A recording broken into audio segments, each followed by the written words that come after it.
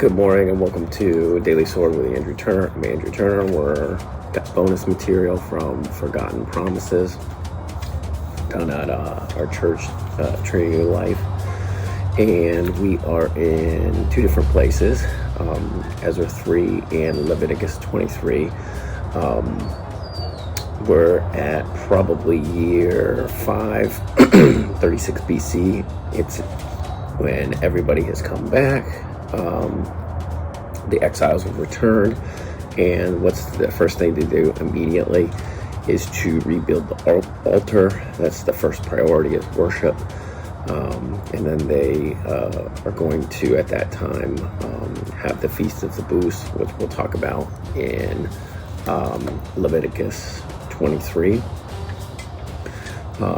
This starts, or is right around the time of, let me get the name right, Zerubbabel, and he is 538 to 515, so this is really close to that time frame. He's actually talked about here in chapter 3.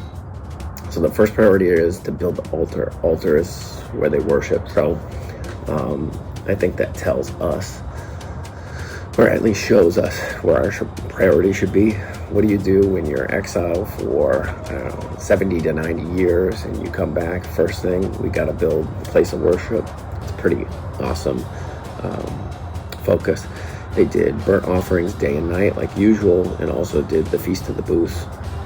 And then at this time, we know 1 year later, they're going to start, they're in preparation to build the foundation of the temple, where they're going to have the presence of the Lord there. So they're preparing for that. We're seeing kind of the wheels of motion there. But we want to go to Leviticus 23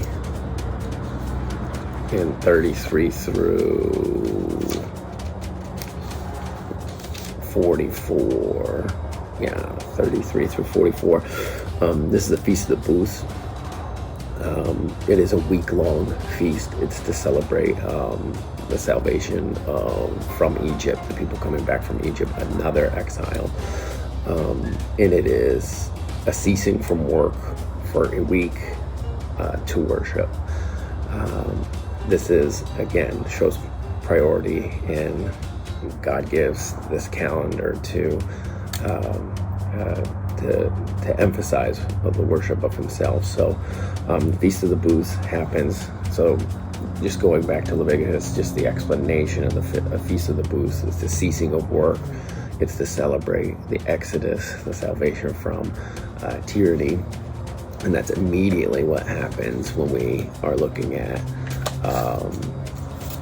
when we were looking at Ezra 3.